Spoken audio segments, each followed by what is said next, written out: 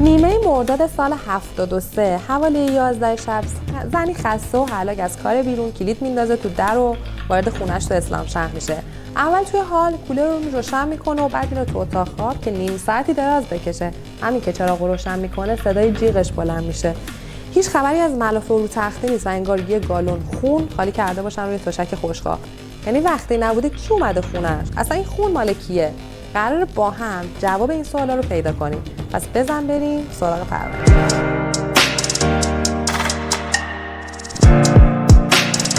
سلام به شما دوستای نازنینم، به کانال کارگاه اسمیت خیلی خوش اومدین. قبل از همه چیز تشکر کنم بابت لایک و سابسکرایب که حسابی دلگرممون میکنه به حضورتون. امروز هم براتون 2 تا پرونده دارم. 2 تا پرونده به شدت شبیه که یکیش توی لندن اتفاق افتاده، یکیش هم تو اسلامشهر. برای من که خیلی جالبه بررسی این مدل پرونده. ظاهرا شما هم خیلی دوستشون دارین. پس حل دیگه بی معطلی بریم سراغشون. البته همین اول بگم این 2 تا پرونده واقعا دل آدمو خون میکنه. دل نازکار نبینن بهتره. گفتم نگی نگفتی. خب طبق معمول از پرونده ایرانی خودمون شروع میکنیم. یه جنایت بسیار بسیار هولناک سال 73 اتفاق افتاده. ماجرایی که قراره براتون تعریف کنم در مورد دختر 13 ساله است به اسم سمیه. وقتی سمیه کوچیک بود باباش فوت میکنه و چند سال بعد مادر جوونش با یه مرد دیگه ازدواج میکنه. رابطه سمیه با ناپدری از همون اول تیره و تار بوده. ناپدری بدخلق و تندمزاج، هیچ وقت دست محبت به سر این دختره که یتیم نکشید و همیشه اونو مزاحم اضافی میدونست. سمیه یه خاله مجرد داشت که توی بخش خدمات بیمارستان توی کرج کار میکرد و یه خونه مجردی چند تا خیابون بالاتر از خونه سمیه اینا. سمیه هر وقت دست ناپدریش کلافه میشد قهر میکرد میرفت پیش این خاله. تابستون سال 73 بعد از تعطیلی مدرسه ها سمیه چند باری سر بگو مگو با ناپدریش میره خونه خالش تا اینکه یه روز خاله میکشدش کنار و میگه ماشاءالله انقدر بزرگ شدی که بتونی رازدار خاله باشی. رازش مدتیه که من و یه آقا با هم صیغه خوندیم و هفته چند روز بهم سر میزنه، ولی وقتی تو هستی نمیاد اینجا. خوبیت نداره هی مثل بچه‌ها قهر کنی، دیگه بزرگ شدی، بشی مشکلاتتو با ناپدریت حل کن. فردا خونه شوهرم همین خبره، راهش قهر کردن نیست که. سمیه میگه باشه کمتر میام، ولی خب بهم بگو کی میاد که من اون موقع نیام.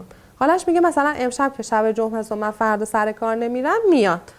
سمیه پکر و دمه خدافظی میکنه و میره بیرون، ولی دلش نمیخواسته بره خونه. واسه همین اولش یکم تو خیابون گشت میزنه و یه خورده میره توی پارک میشینه و بعدش میره خونه. ولی چه خونه رفتنی. قبل از اینکه ادامه‌شو بگم به نظرم بهتره یه سر بریم جنوب لندن تا براتون بگم سرنوشت تیا، دختر پر انرژی لندنی، چه شباهت‌های حیرت انگیزی به پرونده سمیه داشته که برای این ویدیو انتخاب شده. تو 30 جولای سال 2000 تو جنوب لندن یه دختر به دنیا میاد که اسمشو میذارن تیا. تیا هنوز نوزاد بود که پدر و مادرش از هم جدا میشن. اون با مامانش و مادر بزرگش رابطه خیلی خوبی داشت و ستایی حسایی با هم حال میکردن. وقتی تیا تنها 2 سالش بود مادر بزرگش که خدمتکار یک بار بود با مردی به اسم استوارت آشنا میشه. استوارت حدوداً 10 سالی از مادر بزرگش کوچیک‌تر بود، ولی اونا رابطه خوبی داشتن. 5 سال بعد استوارت میاد توی خونه مادر بزرگه و با هم زندگی میکنن. ارتباط تیا با این مرد خیلی خیلی خوب بود و بابا بزرگ صداش میکرد. البته یه نکته بگم براتون که بین خودمون باشه، گویا قبل از اینکه استوارت با مادر بزرگی آشنا بشه 1-2 باری با مامان تیا پریده بود، ولی این رابطه گذرا بود و بعداً قسمت میشه استوارت با مادر بزرگ تیا جور بشه. تیا دختر درس خونی بود و معلم‌ها خیلی دوستش داشتن و تنها مسئله‌ای که تو زندگی این دختر سرزنده و با اعتماد به نفس وجود داشت این بود که مامانش و پارتنرش اهل حشیش بودن. واسه همین یه مدت مددکارای اجتماعی زندگی تیا رو زیر نظر داشتن، ولی وقتی متوجه میشن که هیچ غفلت یا سوء استفاده‌ای نسبت به تیا وجود نداره دیگه پیگیری نمی‌کنن و فقط از مدرسه میخوان که محض اعتیاد تیا رو زیر نظر داشته باشن. تیا دیگه 12 سالش شده بود و حسابی به خونه مادر بزرگش عادت کرده بود و بیشتر شبا رو با مادر بزرگش و استوارت میگذرون. حدوداً 2 ماه بعد از جشن تولد 12 سالگیش تیا بدونی که مامانش بفهمه به مادر بزرگش و استوارت پیام میده که اشکالی نداره چند روزی بیام پیشتون. استوارت هم به مامان تیا پیامک میفرسته که تیا دوست داره بیاد اینجا و مینویسه البته مادر بزرگش امشب سر کاره ولی من خونم، اگر اوکی هستی بفرستش بیاد. مامان تیا هم اجازه میده و تیا ذوق زده مامانشو میبوسه و راه میافته. دوربین‌های مداربسته ساعت 10 به 5 بعد از ظهر تصویر تیا و استوارت رو ثبت کرده بودن که تیا از تراموا پیاده شده و استوارت هم رفته بوده دنبالش. فیلم‌های بعدی هم نشون میدادن که اونا با همدیگه رفته بودن برای خرید. یواش یواش که پیش میریم بیشتر متوجه شباهت‌های عجیب و جالب پرونده سمیه و تیا میشید. خب نوبتی هم که باشه نوبت سمیه است که بریم ببینیم وقتی رسید خونه خودشون چه اتفاقی براش افتاد. سمیه وقتی میرسه خونه که دیگه هوا تاریک شده و بهونه خوبی میفته دست ناپدریش که یه دعوای درست حسابی را بندازه که این چه وقت خونه اومدنه، دختر خراب. درسته که یتیمی ولی بی صاحب که نیستی. من خاک بر سر آبرو دارم جلو اهل محل. تا این وقت شب با کی بودی و چه غلطی میکردی و خلاصه که دعوا بالا میگیره و سمیه گریه کنون برمیگرده خونه خالش هاج و واج میمونه که میگه مگه نگفتم آقا بهنام اینجاست؟ الان که نمیتونی بیای تو. سمیه میگه خاله یه پتو بده، من تو حیاط میخوابم.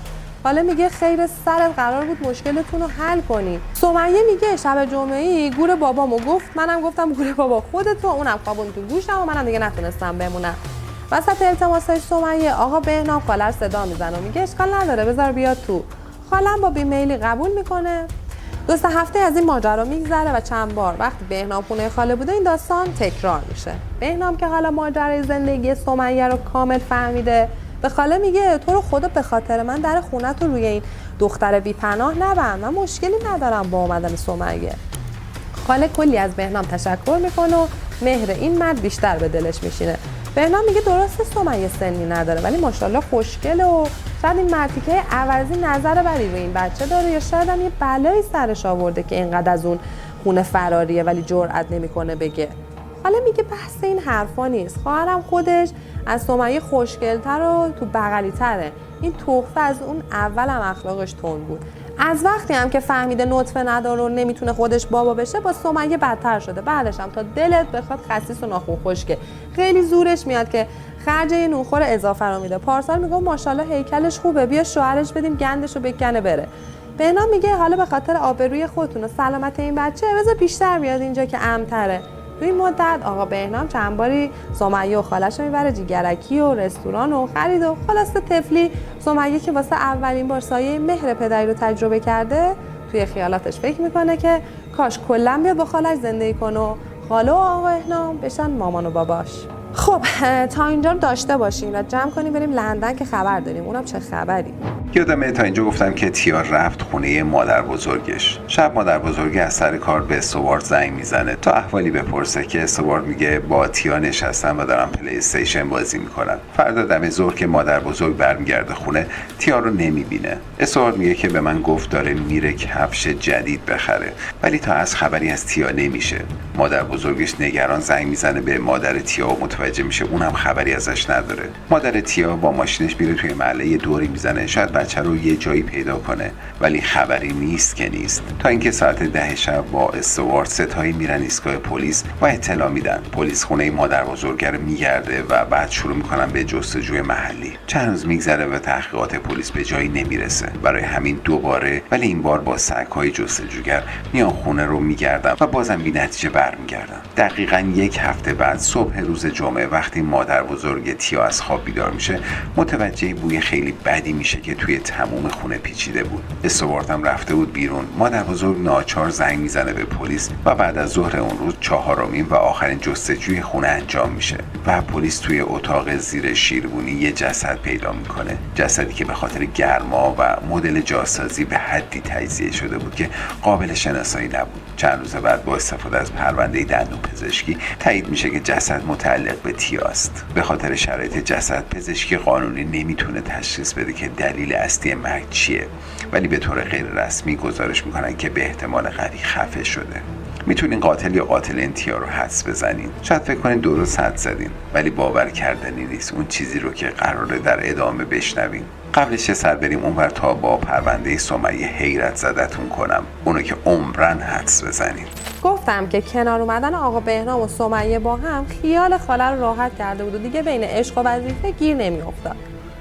یه روز صبح که خاله سمیه میره بیمارستان، سمیه میره روی نردبون تا چیزی از کمد بالای بیاره که پایین میفته و پاش حسابی درد میگیره و ورم میکنه. سمیه که از درد به خودش میپیچید چند باری زنگ میزنه به خاله‌اش که طبق معمول شماره‌ها اشغال بود. یهو به ذهنش میرسه که زنگ بزنه به مغازه آقا بهنام و به اون خبر بده. با گریه ماجرا رو تعریف میکنه و آقا بهنام میگه الان خودمو میرسونم. خلاصه که آقا بهنام میاد و سمیه رو میبره نزدیکترین درمونگاه. مچ پای سمیه ترک برداشته بود. دکتر پاشو آتل میبنده و میگه یه ما نباید روش راه بره. موقع رفت و برگشت بهنام مجبور میشه سمیه رو بغل کنه. دخترک بیچاره که هیچ وقت تو عمرش حس حمایت و مهر پدرانه رو اینجوری درک نکرده بود، انقدر از این محبت و عاطفه سرخوش بود که درد رو نمیفهمید. ولی بین دل و اون و نیت بهنام زمین تا آسمون فاصله است. خلاصه که وقتی میرسن خونه بهنام اول سمیه رو میخوابونه روی تخت خواب و میگه الان یه قرص بهت میدم که زودتر آروم بشی. توی کمد داروها فقط یه دونه قرص دیازپامه 10 پیدا میکنه. بهنام فکر میکنه یه قرص به قدر کفایت سمیه رو گیج خواب نمیکنه، واسه همین 2 تا قرص سفید شبیه به همون کف جعبه داروها افتاده ور میداره و همه رو با یه لیوان آب میده به سمیه که توی درمانگاه هم بهش مسکن قوی تزریق کرده بودن زودتر از اونی که بهنام فکرشو بکنه خوابش میبره.